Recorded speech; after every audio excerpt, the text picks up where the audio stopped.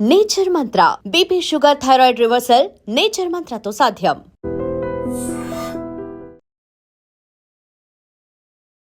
నమస్కారం, welcome to I dream. ధర్మ మార్గం విత్ విజిత కార్యక్రమానికి స్వాగతం.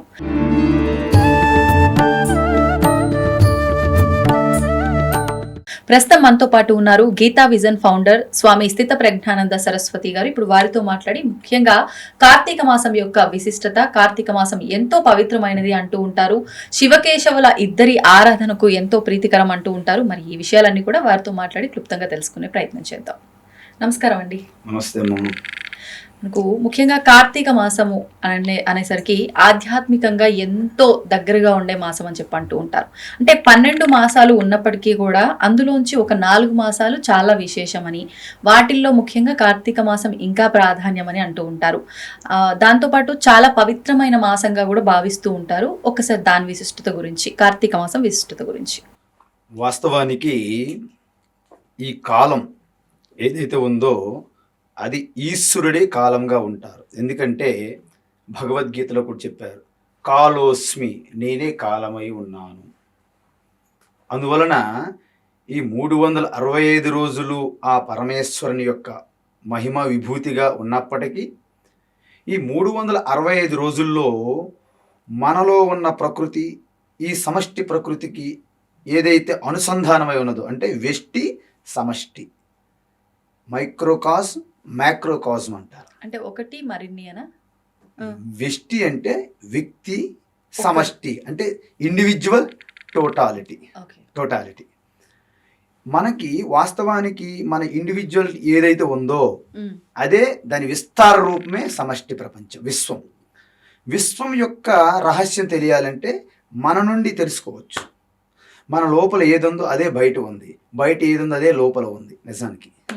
అందువలన ఈ కాలం, దేశకాలం రెండు కూడా ఈశ్వరుని యొక్క విభూతులు.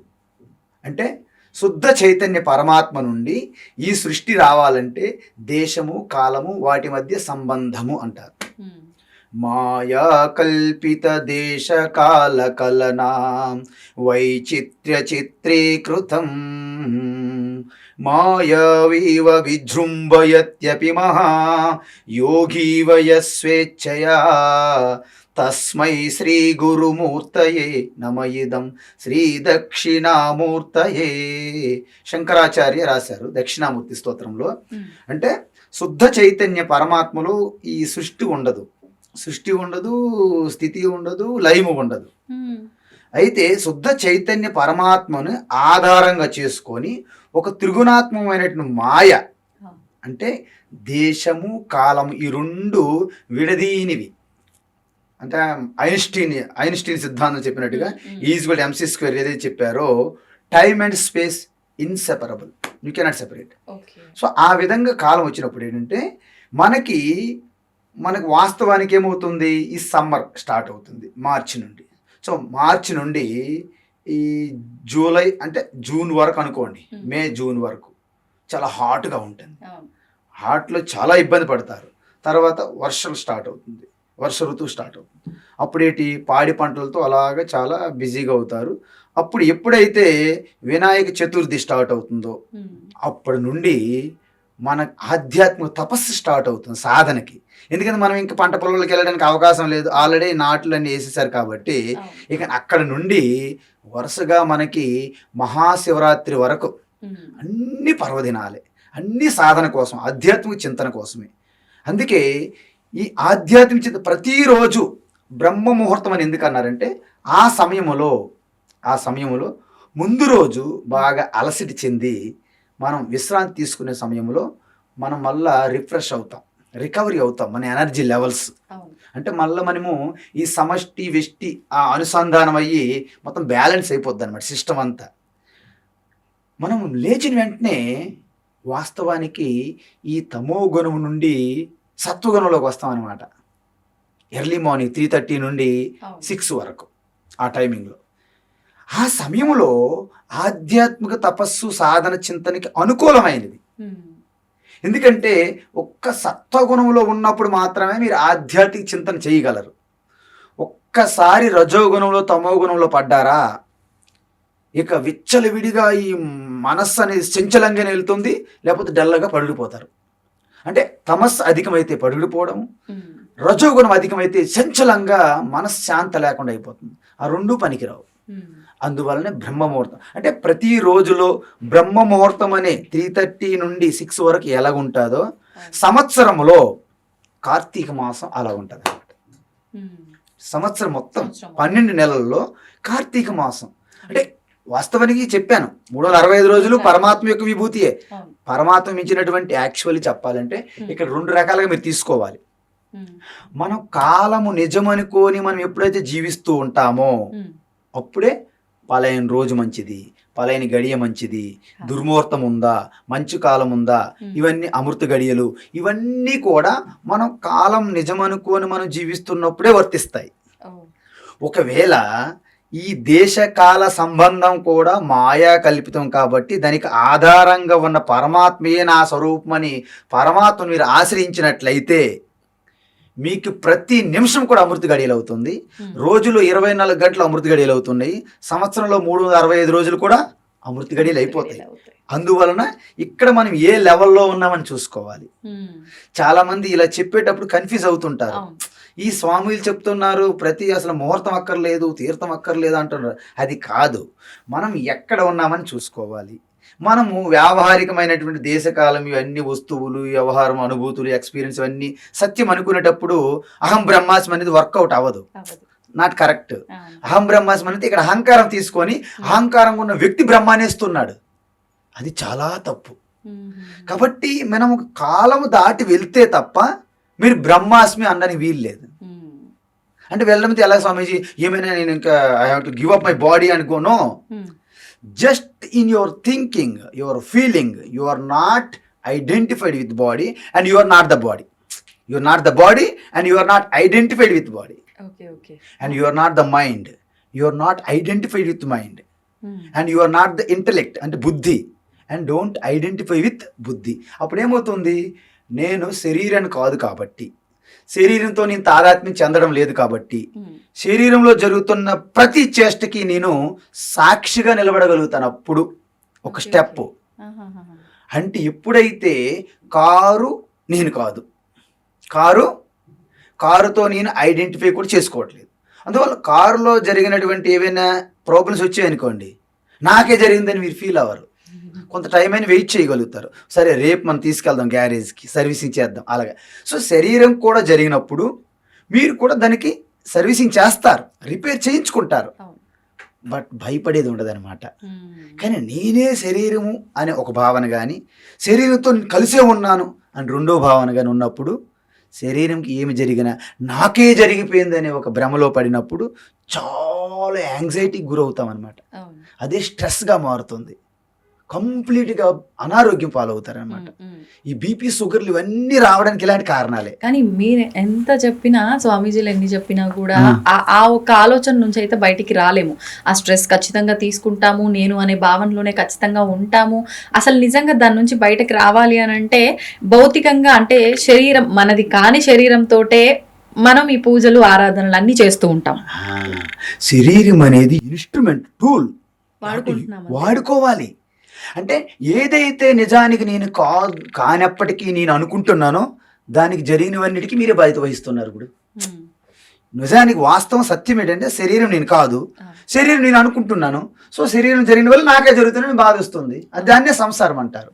సో మెల్లగా మనం ఎక్కడి నుంచి వచ్చాము, కార్తీక మాసం నుంచి ఇక్కడికి వచ్చాము. అందువలన కార్తీక మాసం అనేది చాలా గొప్ప సాధనకి అనుకూలము.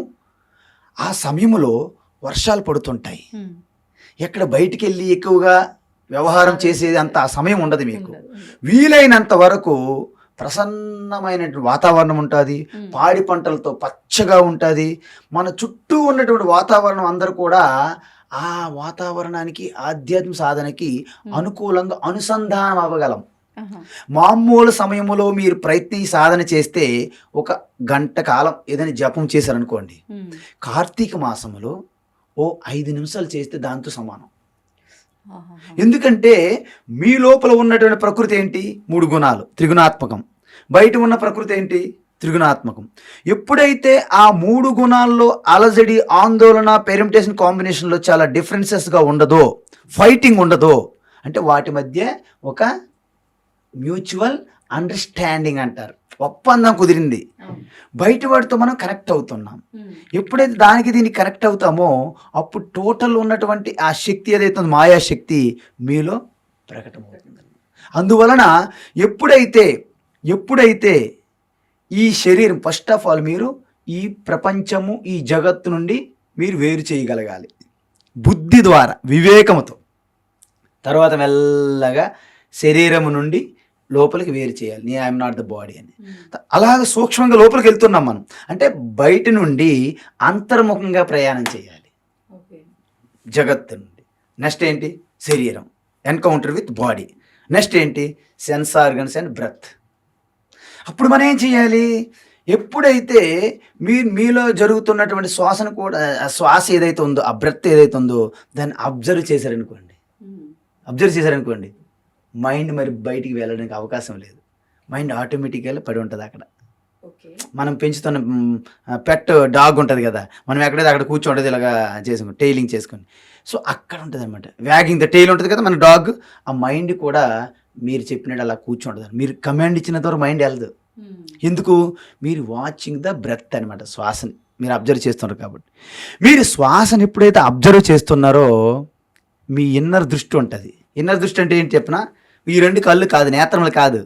నేత్రలు మూసుకున్నప్పటికీ నాకు తెలుస్తుంది ఇది చేయరు. తెలుస్తుందా? ఏ దృష్టి? తెలుసుకునే దృష్టినే అంతర్దృష్టి అంటారు. అంతర్దృష్టి ద్వారా 2 కనుబొమ్మల మధ్య ప్లేస్లో మీరు దృష్టి ఫోకస్ పెట్టగలిగితే అప్పుడు ఏమవుతుంది తెలుసా? మిరాకిల్ ఏర్పడుతుంది. మైండ్ అలాగే అబ్జర్వ్ అయిపోతుంది. ఎక్కడ? మీ హృదయంలో. శ్వాస ఏంటంటే జస్ట్ అలాగ స్లో అవుతూ, ఆనా అపాన అంటే ప్రాణ అపాన అంటే తీసుకునే దాన్ని అపాన అంటారు, విడిచిపెట్టేదాన్ని ప్రాణ అంటారు. ఈ 2 స్లో అవుతూ సమం అవుతాయి అన్నమాట ఈ మొక్క నాసిక అంతరంలో. అప్పుడు ఏమవుతుందంటే కంప్లీట్గా మీరు ఒక ముద్ర స్థితికి వెళ్ళిపోతారనమాట, ఒక ముద్రలోకి వెళ్ళిపోతారనమాట. అంతే కదా? ఆ ముద్ర స్థితి ఏం చేస్తుందంటే మీ హృదయస్థంలో అట్టర్ సైలెన్స్ తీసుకుపోతుందండి, మౌనం, అట్టర్ సైలెన్స్.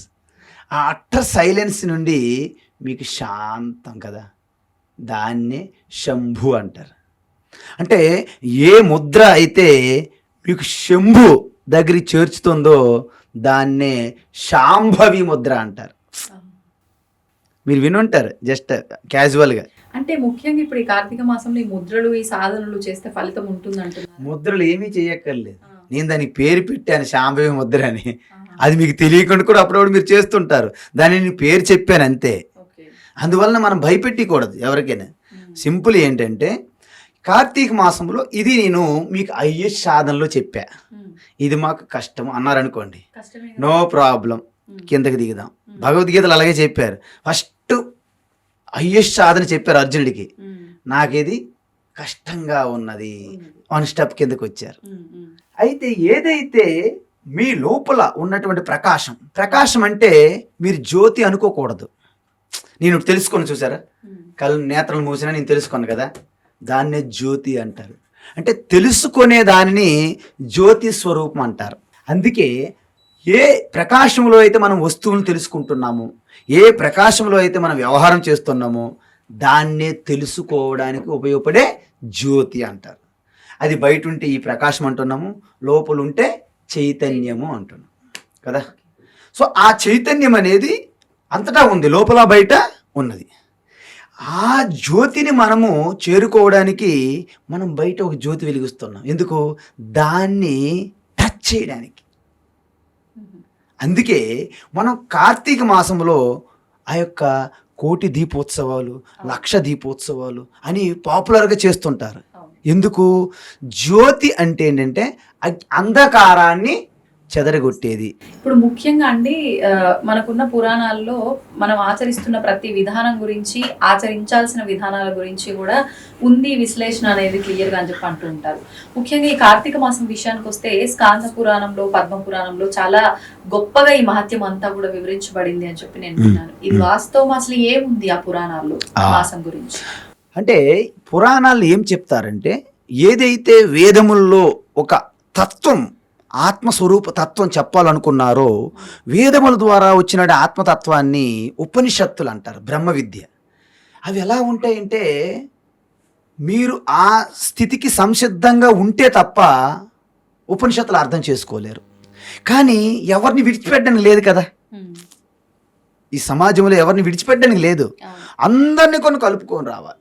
అంటే ఒక క్లాసులో ఫస్ట్ క్లాస్ స్టూడెంట్స్ ఉంటారు, మిడిల్ క్లాసులు ఉంటారు, లో క్లాస్ స్టూడెంట్స్ ఉంటారు.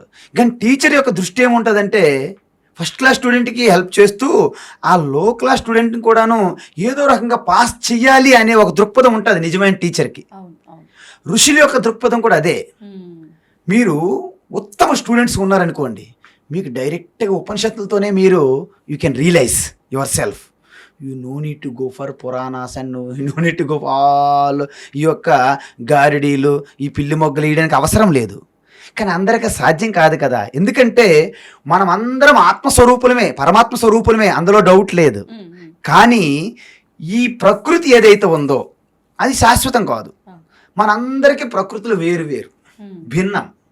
3 గుణాల్లో తేడా. 3 గుణాలు అంటే సత్వగుణము, రజోగుణము, తమో గుణము. ఆ 3 గుణముల నుండే మన సూక్ష్మ శరీరం అంటే మనసు, బుద్ధి, ఇంద్రియములు, స్థూల శరీరం, ఈ యొక్క స్థూల దేహము, ఇవన్నీ వచ్చాయి. సో వీటిలో ప్రతి వ్యక్తికి తేడా ఉంటుంది. వాటికి అధిగమించి అన్నిటికీ ఆధారంగా ఉన్నటువంటి ఆ చైతన్యం మన సమానం. అది సత్యం, జ్ఞానం, అనంతం, బ్రహ్మ. కాబట్టి దానిని చేరుకోవడానికి ఉపనిషత్తులు ఇచ్చినటువంటి ఉపదేశం సరిపోతుంది. కానీ అందరికీ అది అందుకునే స్థితిలో లేరు. కాబట్టి ఆ ఉపనిషత్తుల యొక్క బ్రహ్మ విద్యనే, ఆత్మజ్ఞానాన్ని ప్రతి ఒక్కరికి అందాలి. కాబట్టి ఒక కథల రూపములో ఇమాజినేషన్ చేయడం అన్నమాట.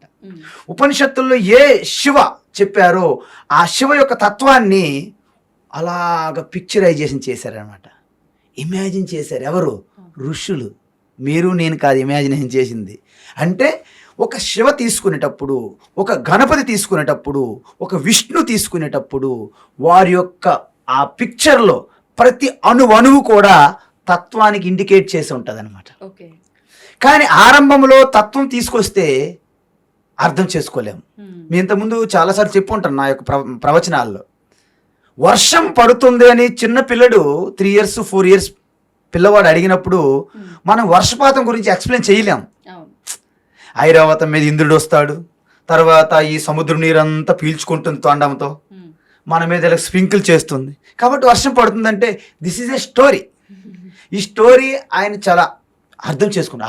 ఓకే, వర్షం అంతా నాకు తెలిసిపోయింది అంటాడు. ఇక పెద్దవాళ్ళ దగ్గరికి వచ్చి వర్షం ఎలా వస్తుందో నాకు తెలుసు అంటాడు. చెప్పు బాబు అంటే, ఇంద్రుడు ఐరావతం తెల్లనా అని మనం చదువుకున్నాం కదా, ఐరావతం మీద వస్తూ సముద్రం నీళ్ళు పీల్చుకుంటూ మన మీద స్ప్రింకిల్ చేస్తే మనకు వర్షం పడుతుంది. చాలా బాగుంది. ఎంతవరకు బాగుంది పిల్లవాడికంటే 6th class 7th class వెళ్ళినంత వరకు వాడికి కొంత జ్ఞానం. అప్పుడు జియోగ్రఫీ ఉంటుంది కదా, భూగోళ శాస్త్రంలో అప్పుడు చదువుకుంటాడు అనమాట వర్షపాతం ఎలా వస్తుందని. అప్పుడు ఇదంతా కూడా బ్లఫ్ అని తెలుసుకుంటాడనమాట. సో చిన్నప్పుడు ఏదైతే పెద్దవాళ్ళు, నాయనమ్మ, తాతలు చెప్తుంటారో వాళ్ళందరూ నాకేదో అప్పటికప్పుడు టైంపాస్ చెప్పారు తప్ప అది సత్యం కాదు అనిపిస్తుంది అనమాట. సో మనందరం కూడా గడ్డములు, మీసములు వచ్చినటువంటి మీలాంటి వాళ్ళు, ఆడపిల్లలు కూడా జుట్టు పండిపోయి మీరు పెద్దోళ్ళు అయిపోయినప్పటికీ, మీ నాయనములు అయిపోయినప్పటికీ ఆత్మతత్వం విషయంలో మీరు బేబీసే, చిన్నపిల్లలే. అర్థమవుతుంది కదా. కాబట్టి మీకు డైరెక్ట్గా సత్యం, జ్ఞానం, అనంతం, బ్రహ్మ అంటే నువ్వు శరీరం కాదు, నువ్వు ఇంద్రియాలు కాదు, నువ్వు మనసు కాదు, నువ్వు బుద్ధి కాదు, వీటన్నిటికీ వెలుగిస్తున్న ఆ చైతన్యం విషయం అనుకోండి, మన కింద మీద చూస్తే ఏం అర్థం కాదు. నేను ఇదేది కాకపోతే నేను ఎలా వింటున్నాను, మీరు ఎలా చెప్తున్నారు, మీరు ఎలా తింటున్నారు, ఇలాంటి క్వశ్చన్లు వేస్తారనమాట. సో ఇలాగ మీకు చెప్పడం కాదు. కాబట్టి అప్పుడు మనము ఒక స్టోరీ తీసుకొస్తాం అనమాట. స్టోరీ తీసుకొస్తాం. ఎలా తీసుకొస్తాం? సపోజ్ రాముడు అరణ్య వనవాసానికి బయలుదేరాడా? ఎవరెవరు బయలుదేరారు? రామ, లక్ష్మణ, సీతమ్మ ముగ్గురు వెళ్ళారు. ముగ్గురు వెళ్తే అక్కడ నది దాటాలి కదా, గంగా నది. అక్కడ గుహుడు ఉన్నాడు, చూశాడు. ఆ శ్రీరామచంద్రుడిని గుర్తించాడు. అందువల్ల ఏమీ తెలియనట్టు యాక్టింగ్ చేస్తున్నాడు అనమాట, ఆ చుట్ట కాల్చుకుంటూ.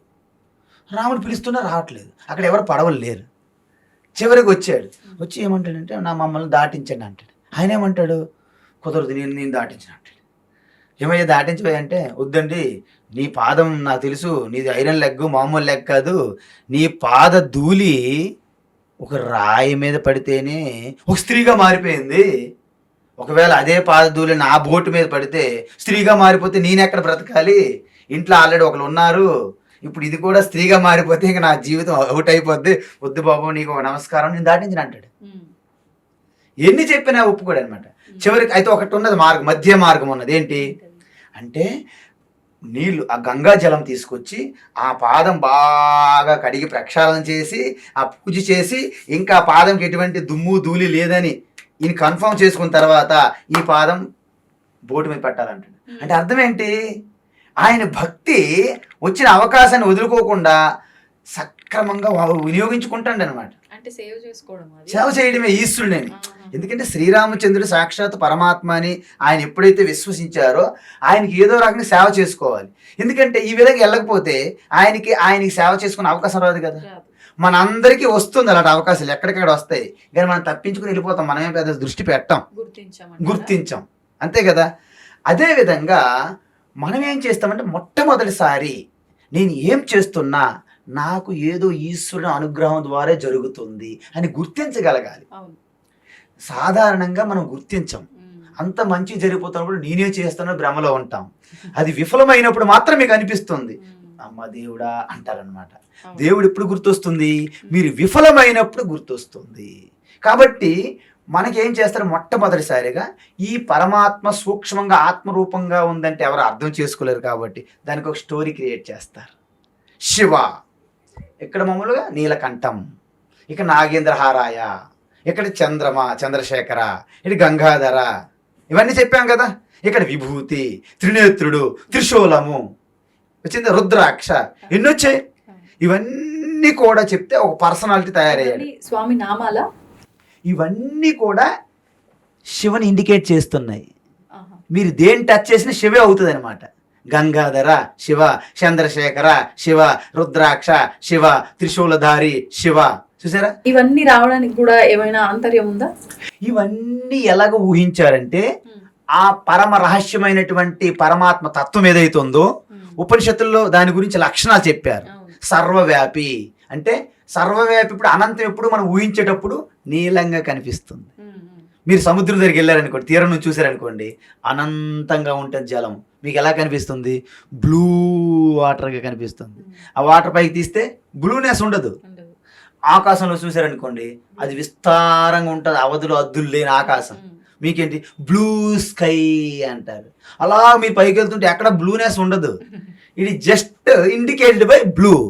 సో ద నీలకంఠ ఈజ్ అనంతం, ఆది అంతం లేని స్వరూపం కదా నీలకంఠుడు. ఓకేనా? అదే విధంగా త్రిశూలధారి అంటే ఏంటి? 3 గుణముల మాయని నాశనం చేసే శక్తి సంపన్నుడు ఎవరు? పరమాత్మే కదా. తర్వాత యావత్ సృష్టి అంతా కూడా భస్మమే, దాంట్లో ఏమి లేదు. ఇక్కడ త్రినేత్రం అంటే ఏంటి అంటే మనం 2 నేత్రముల ద్వారా నామరూపాలని చూస్తాము. నామరూపాలు అంటే దేశం, కాలం, మాయ. మాయను అధిగమించే స్వరూపం ఏంటి? జ్ఞానము. జ్ఞాన నేత్రము, త్రినేత్రుడు ముక్కంటి ఉన్నది కదా. గంగాధర, గంగా అంటే జ్ఞానము, అంటే జ్ఞాన ప్రవాహము. అంతం అవ్వదు, ఆ జ్ఞానానికి అంతం లేదు. వేదాహ అనంతాహ అంటారు, వేద జ్ఞానము అనంతం. అందువలన దీన్ని గంగాధర్ అని చెప్పారు. ఇప్పుడు మీకు జ్ఞానము అనంత ప్రవాహం అన్నాను అనుకోండి, మీకేం గుర్తొస్తుంది? ఏదైనా ప్రవాహంగా నీరు వెళ్తే గుర్తొస్తుంది తప్ప మీకు తెలియదు. అందుకే మనం గంగ ఇక్కడ ఉన్నది కదా, హిమాలయ గంగ, ఆ గంగని ఇండికేట్ చేసి అది జ్ఞాన గంగా, శివ యొక్క జ్ఞాన గంగా. సో ఈ విధంగా ప్రతి దేవీ దేవత మూర్తి మీరు తీసుకొస్తే అన్ని నేను అలాగే చెప్తా. నేను చెప్పడం కాదు, ఆల్రెడీ శాస్త్రంలో చెప్పబడింది. పురాణంలో ఏం చెప్పాము? మనం అదే శివునికి ఊహించుకున్నాం. ఇప్పుడు అన్ని పెట్టాం, అన్ని పెడితే ఒక వ్యక్తి అయ్యారు. ఇప్పుడు ఒక వ్యక్తి అయినారు కదా, ఆయన మగవాడిగా చూపెడతారు. ఫస్ట్ మగవాడు ఉంటే ఆడవాళ్ళు ఉండాలి కదా, ఒక ఫ్యామిలీ అవ్వాలంటే. అప్పుడు మొత్తం ఈ 3 గుణాల్లో ఉన్నటువంటి మాయాశక్తి ఉంది కదా, ఆవిడికి ఒక స్త్రీ మూర్తిగా మనం రిప్రజెంట్ చేస్తాం. ప్రకృతి యావత్తు సృష్టి ప్రకృతికి ఒక స్త్రీ రూపం ఇస్తే పార్వతీదేవి. అప్పుడు ఇద్దరికి వివాహం చేయాలి కదా. వివాహం చేస్తే ఊరుకోరు కదా, పిల్లలు రావాలి కదా. అప్పుడు గణపతి గణపతి అంటే జ్ఞానశక్తి. అందుకే చూడండి, ప్రకృతి నుండి ఏ జ్ఞానశక్తి, ప్రకృతి 2 శక్తులు ఉంటాయి. ఒకటి జ్ఞానశక్తి, 2 క్రియాశక్తి. క్రియాశక్తి ఎనర్జీ, జ్ఞానశక్తి విజ్డమ్. సో జ్ఞానశక్తి ఇండికేటెడ్ బై గణపతి, క్రియాశక్తి ఎనర్జీ ఇండికేటెడ్ బై సుబ్రహ్మణ్య స్వామి. ఎక్కడి నుంచి వచ్చాయి? మాయాశక్తి. మాయాశక్తి ఎవరికి అధిష్టానము? శివ. ఇదంతా ఫ్యామిలీ అయిపోయింది చూసారా? అంటే ఈ తత్వము ఒక కథగా, ఒక స్టోరీగా రిప్రజెంట్ చేస్తారన్నమాట. ఇప్పుడు మనం ఏం చెయ్యాలి? అందులో కూడా ఇంకొక స్టోరీ ఉంటుంది. ఈ యొక్క క్రియాశక్తి జ్ఞానశక్తి మధ్య పోటీ వస్తుంది అనమాట, కాంపిటీషన్. అప్పుడు ఏం చేస్తారు? క్రియాశక్తికి నాలెడ్జ్ లేదు కదా, సో మొత్తం బ్రహ్మాండం తిరగాలనుకుంటారు. జ్ఞానశక్తి ఏంటి? మీరు అనుకుంటున్నటువంటి ఈ సృష్టికి చైతన్యము, పురుష, ప్రకృతి, మాత. సో వారే కదా మెయిన్. వారు లేకుండా సృష్టి లేదు కదా. ఆ ఇద్దరు తల్లిదండ్రుల చుట్టూ తిరిగేస్తారు గణపతి. అందుకే ప్రతి సృష్టిలో తల్లి తండ్రి ఎవరైతే ఇండికేటెడ్ బై శివ పార్వతులే. అయితే నేను ఎప్పుడు శివ పార్వతి అంటాను, వాట్ ఎవర్ లక్ష్మీనారాయణ. శివ ప్లేస్లో నారాయణ, పార్వతి స్థానంలో లక్ష్మి. ఎందుకంటే ఒక్కటే. కానీ మాట్లాడుకోవడానికి మాత్రం స్వామి శివుడు లక్ష్మీదేవి సోదరులు అన్నట్లుగా చెప్తారు. అండ్ గణపతికి విష్ణుమూర్తి మేనమామ అవుతాడు అన్నట్లుగా చెప్తారు. మరి ఇవన్నీ వీళ్ళిద్దరూ ఒక్కటే అయినప్పుడు వరుస లెక్క నుంచి ఇప్పుడు ఏంటంటే, వాస్తవానికి మనం మనుష్య బుద్ధి ఎలాంటిదని, మానవ బుద్ధి ఎలాంటిది, పురుష బుద్ధి ఎలాంటిదంటే, మనం ఏం చేస్తున్నామో ఆ దృష్టికోణంలోనే, ఆస్పెక్ట్స్లోనే చూస్తాం మనం. వాస్తవానికి ఒక చిన్న ఉదాహరణ మీకు ఇస్తా. నారాయణ అంటే పార్వతి కదా, నారాయణ చెల్లెలు కదా. ఇప్పుడు శక్తిపీఠాలు చూసుకోండి, శక్తిపీఠాలు ఉన్నాయి కదమ్మా. ఇక్కడ మనకి షోలాపూర్ దగ్గర ఏదో శక్తిపీఠం మీద ఉంది, మహాలక్ష్మి శక్తిపీఠం. శక్తిపీఠం ఒకటి ఉంది మహారాష్ట్రలో. అక్కడ లక్ష్మి, మహాలక్ష్మి శక్తిపీఠం. శక్తిపీఠం ఎలా వచ్చాయి? సతీదేవి నుండి 18 శక్తిపీఠాలు వచ్చాయి కదా. సతీదేవి అంటే శివుని యొక్క పత్నిగా చెప్తాం కదా. మరి శివుని పత్ని నుండి శక్తిపీఠాలు వచ్చినప్పుడు ఒక శక్తిపీఠంగా మహాలక్ష్మి ఎలా వచ్చింది? ఎందుకు వచ్చింది? నేనేమంటానంటే, ఇదన్నీ తప్పిదాలు, స్టోరీలు ఒకరు చెప్పడంలో కన్ఫ్యూజన్ తప్ప, వాస్తవాన్ని మీరు అనుకున్నట్టు నారాయణ చెల్లెలు పార్వతి అని కానీ, లక్ష్మీదేవి శివుని చెల్లులని, గణపతి కుమారస్వామి మేనలులని, నారాయణ అలా కాదు. మనం పెళ్ళిళ్ళు చేసుకొని మన సంబంధాలుగా వాళ్ళు ఉండరు. ఒక గణపతి అంటే సృష్టి స్థితి లయకర్త, ఒక శివ అంటే సృష్టి స్థితి లయకర్త, ఒక నారాయణ అంటే సృష్టి స్థితి లయకర్త. మీకు ఎలా తెలుస్తుంది? ఒక్కొక్క పురాణం చదవండి. శివ పురాణం మీరు చదివినప్పుడు శివ సృష్టి స్థితి లయకర్త సృష్టికి. విష్ణు పురాణం చదివినప్పుడు విష్ణు సృష్టి స్థితి లయకర్త. గణపతి పురాణం చదివినప్పుడు పేర్లు మాత్రమే వేరు. ఎగ్జాక్ట్లీ. నేనేమంటున్నంటే, ఒక గణపతి పురాణం చదివేటప్పుడు దేవి భాగవతం చదివారనుకోండి, దేవి అల్టిమేట్. విష్ణు శివ బ్రహ్మ ఆవిడికి అనుచరులుగా పనిచేయాల్సిందే. మీకు అర్థమవుతుంది కదా. దీన్ని బట్టి దాని మీద మీరు ఎప్పుడు అలా ఉండిపోకూడదు. పురాణాలను ఏం చెప్పాను? వేదతత్వాన్ని, బ్రహ్మ విద్యని మీకు అందించాలనే ఒక ఉద్దేశంతో, ఒక మంచి ఉద్దేశంతో పురాణ కల్పన స్టోరీలు క్రియేట్ చేయబడ్డాయి. కానీ మహాభారతము, రామాయణ పురాణాలు కావు. మళ్ళీ మనము చాలా జాగ్రత్తగా తెలుసుకోవాలి. జ్ఞానము, మహాభారతము, రామాయణము చరిత్ర, అవి జరిగినవి. కాబట్టి పురాణాలు అనేవి వేదతత్వాన్ని పామరులకు కూడా అందించాలనే ఉద్దేశంతో దాన్ని షుగర్ కోటింగ్ చేసి ఇచ్చినటువంటి వేదతత్వమే పురాణం అర్థం. క్రియేట్ చేయబడిందా? కల్పించారు, ఋషులు దర్శించారు. ఉపనిషత్తుల్లో ఆత్మతత్వం, శాంతం శివం, అద్వైతం, దాన్నే శివునిగా దర్శించారు. అంటే విష్ణు మనకి సూక్తం, నారాయణ సూక్తం మీరు చూశారంటే ఎప్పుడైనా? నారాయణ సూక్తం అంతః బహిః తత్సర్వం వ్యాప్య నారాయణ స్థిత. నారాయణ ఎలాగా? మొత్తం సృష్టి అంతా లోపల బయట, మన లోపల బయట వ్యాపించి, ఆకాశం వల్ల వ్యాపించి ఉన్న చైతన్యమే నారాయణ. దానికి ఏ రూపం పెట్టగలరు మీరు? అంటే ప్రాథమికంగా బిగినింగ్ స్టేజ్లో ఒక రూపం ఇస్తారనమాట. ఆ రూపాన్ని పూజించండి. దానికి కనెక్ట్ అయ్యేటట్టుగా ఒక మంత్రం ఇస్తారనమాట. నారాయణ నారాయణ అంటే ఓం నమ శివాయ, ఓం నమో నారాయణాయ, ఓం నమో భగవతే వాసుదేవాయ, ఓం శ్రీమాత్రే నమః. ఒక మంత్రం ఇచ్చి ఒక రూపం ఇస్తారనమాట. ఎందుకో నేను ముందే చెప్పాను, మీరు ఉపనిషత్తుల ద్వారా చెప్పబడిన బ్రహ్మ విద్యను మీరు అందుకునే స్థితిలో లేరు కాబట్టి మీకు ఒక కథ, ఒక రూపం, ఒక మంత్రం, ఒక స్తోత్రం ఇవ్వడం జరిగింది. సో దానికి అనుష్ఠాన పద్ధతులు, పూజా విధానము, ఎలాగైతే మనకు అక్షరాభ్యాసం వేసేటప్పుడు ఓంకారం రాసి చేస్తారు కదా బాసరలో అక్షరాభ్యాసం, ఆ విధంగా చేస్తూ ఈ కార్తీక మాసంలో చాతుర్మాస్యం అంటారు. అంటే యోగులు, సాధువులు, మహాత్ములు, సన్యాసులు 4 నెలల పాటు వర్షాకాలం కాబట్టి ఎక్కడా వెళ్ళకుండా ఒకే స్థానంలో ఉంటారనమాట. సో అక్కడ సత్సంగాలు, ఈ యొక్క అన్ని భజనలు, కీర్తనలు, మొత్తం సత్సంగం జరుగుతూ ఉంటుంది అనమాట. అందువలనే ఈ సమయం అనేది తపస్సుకి అత్యంత అనుకూలం. కానీ అది కార్తీక మాసం సగంలోనే అయిపోతుంది కదండి. కార్తీక మాసం కూడా అయిపోతుంది కదా, ఏకాదశి వరకే చాతుర్మాస దీక్షలు కంప్లీట్ అయిపోతాయి కదా. యాక్చువల్గా November 5 ఉంది కదా, అంటే కార్తీక పౌర్ణిమ రోజు, ఆ రోజుతో అయిపోతుంది. ఎందుకంటే ఈ టైం అయిపోయింది ఆల్రెడీ. ఇక వర్షాలు కూడా ఆగిపోతాయి. వర్షాలు ఆగిపోయినప్పుడు మహత్తులు ఒక దగ్గర ఉండరు కదా, మళ్ళీ సంచారంలో ఉంటారు కాబట్టి. సో దీన్ని అత్యంత అనుకూలమైన గొప్ప సమయముగా కేటాయించడం జరిగింది, చెప్పడం జరిగింది. అప్పుడు మనం ఏం చేస్తాము, ఏది చెప్పాలన్నా దానికి కొంత పబ్లిసిటీ అవసరం. నేను కార్తీక మాసం గురించి పెద్దగా పబ్లిసిటీ చేయకపోతే కార్తీక మాసం వ్రతం చెయ్యాలనే ఉత్సాహం మీలో కలగదు. అంతెందుకు, భగవద్గీత అర్జునుడు చెప్పినటువంటి కృష్ణ పరమాత్మ భగవద్గీత యొక్క ప్రమోషన్ కూడా చేశారు ఆయన. ఇది అందరికీ చెప్పకూడదు, ఎవరికైతే తీవ్రమైన తపస్సు చేసి శ్రద్ధాభక్తి కలిగి ఉంటారో, ఎవరైతే ఈ గీత పైన కానీ నాయందు కానీ అసూయ భావం ఉండదో అలాంటి వాళ్ళకి మాత్రమే గీత బోధించండి అని చెప్పారు. దీన్ని బట్టి మనకి ఏమర్థమైంది, మనం గీత తెలుసుకోవాలంటే మనం మంచిగా ఉండాలని అర్థమవుతుందా?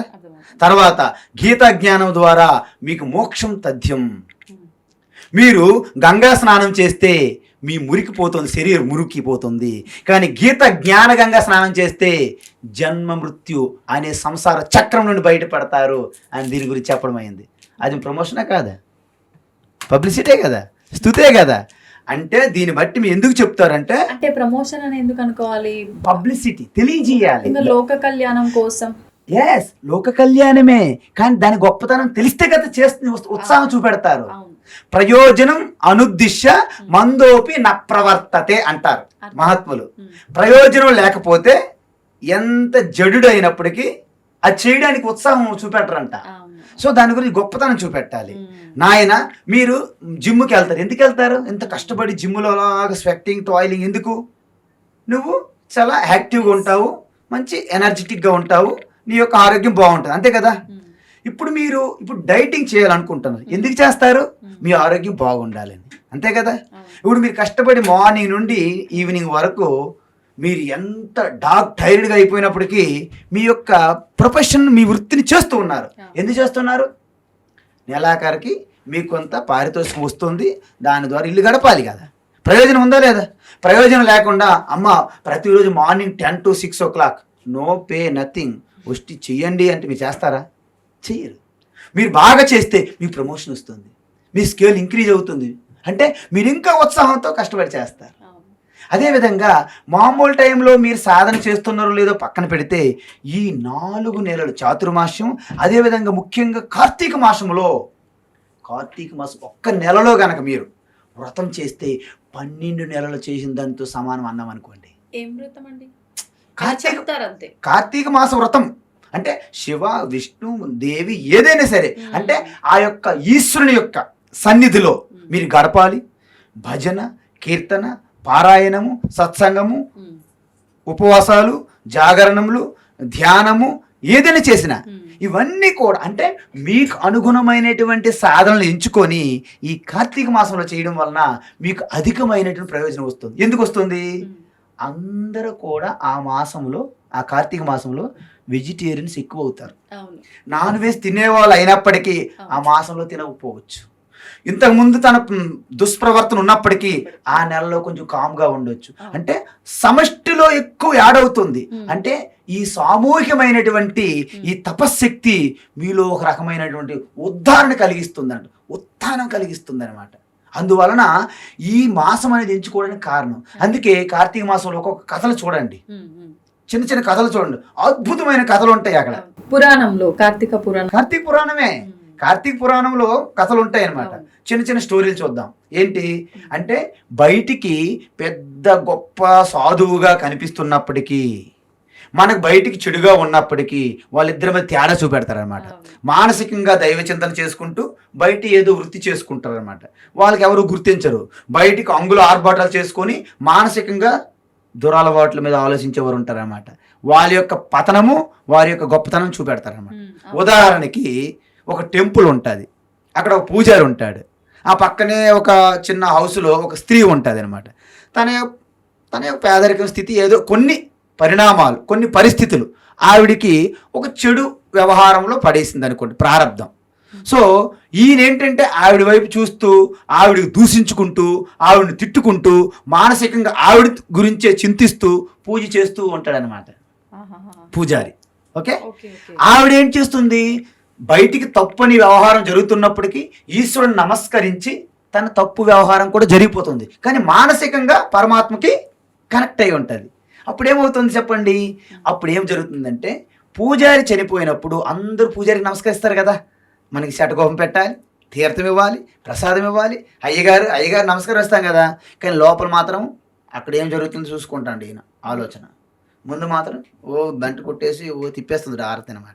సపోజ్కి కథ చెప్పాను నేను, అందరూ ఏమనుకో, దానికి ఎవరి మీద నాకు ఇది ఉద్దేశం ఏమి లేదు, సదుద్దేశంతో చెప్తున్నాను నేను. ఓకే, అయితే ఈయనకి ఊరేగించాడు చనిపోయిన తర్వాత. ఎందుకు? మహాత్ముడిగా భావిస్తున్నారు సొసైటీ. ఇక లోపల ఆయన ఏంటనేది ఈశ్వరుడికి తెలియాలి. ఆవిడ చనిపోయారు, ఆవిడ చనిపోతే ఈవిడ చండాలురాలు అనే మనుషులందరూ చేదరించుకుంటున్నారు, శరీరానికి అవమానిస్తున్నారు, ఈయన బాడీకి పూజిస్తున్నారు, ఊరేగిస్తున్నారు. కానీ శరీరానికి అవమానం పడింది, కానీ తన వాస్తవానికి పుణ్యగతి పొందింది, పుణ్యలోకాలకి. ఈయన శరీరానికి ఊరేగించారు తప్ప ఈయన వాస్తవానికి నరకం లోకంకి వెళ్ళాడు. దీన్ని బట్టి మీకేమర్థమైంది?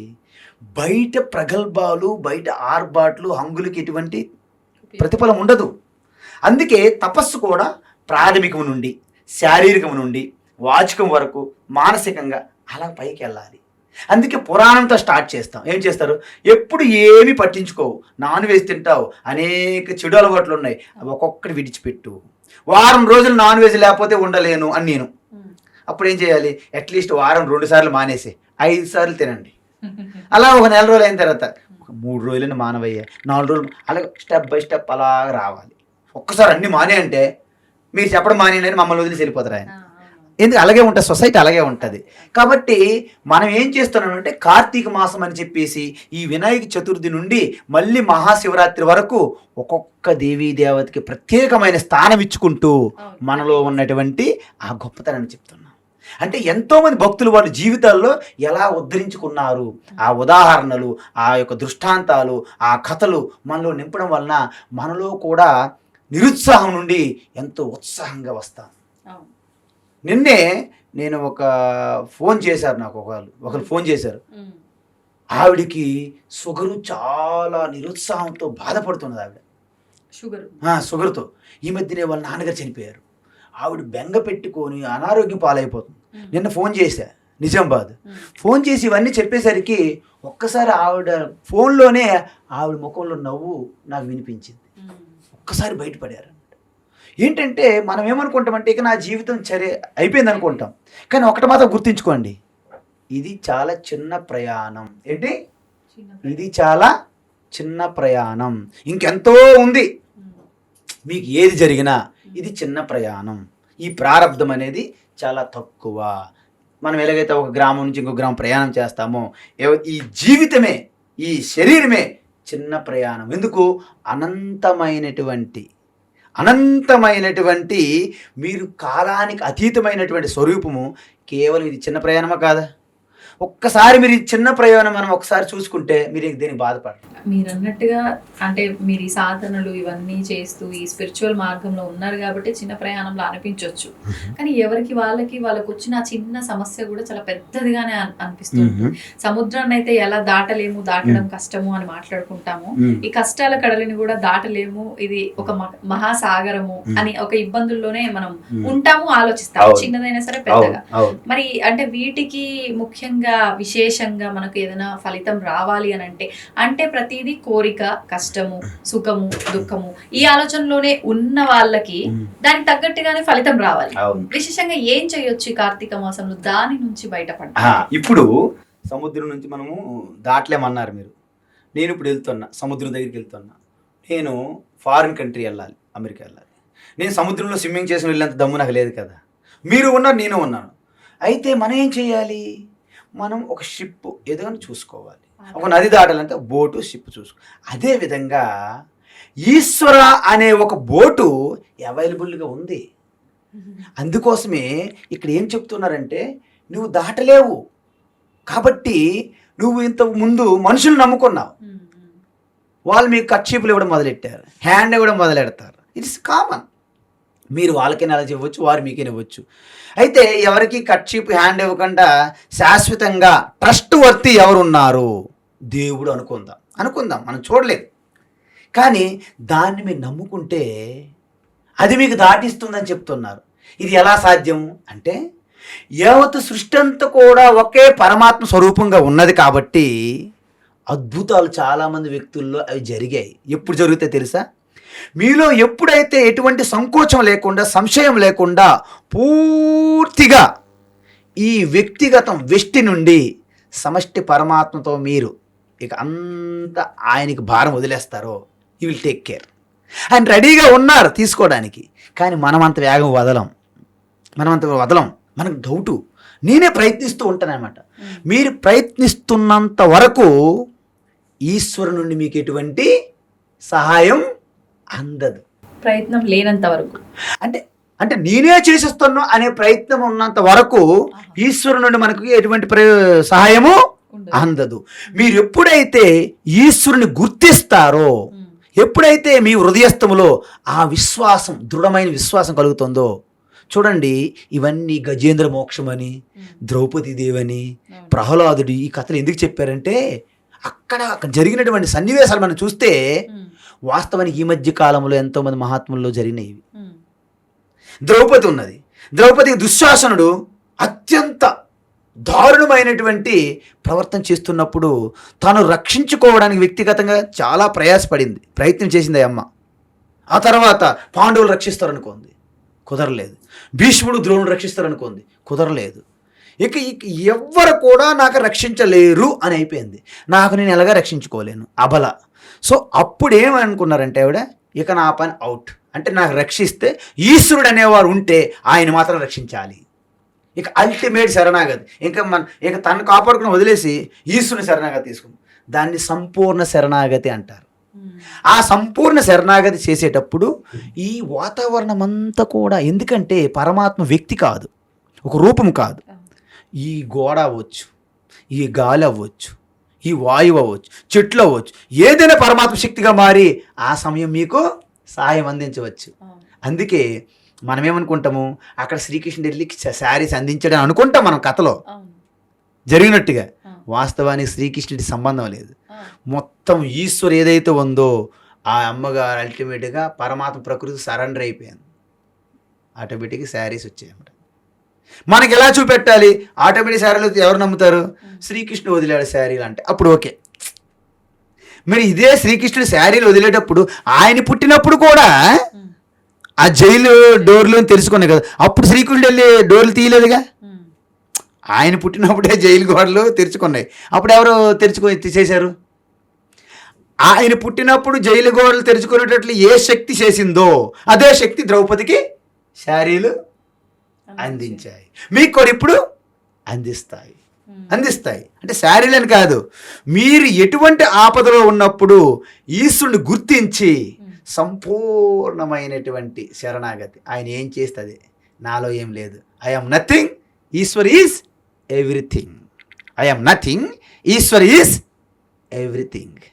అప్పుడు ఈశ్వరు వర్కౌట్ అవుద్ది అనమాట. అందుకే మనం ఏమనుకుంటాం, నేను చేసేస్తున్నాను అనే ఒక అహంకారం ఉంది కదా.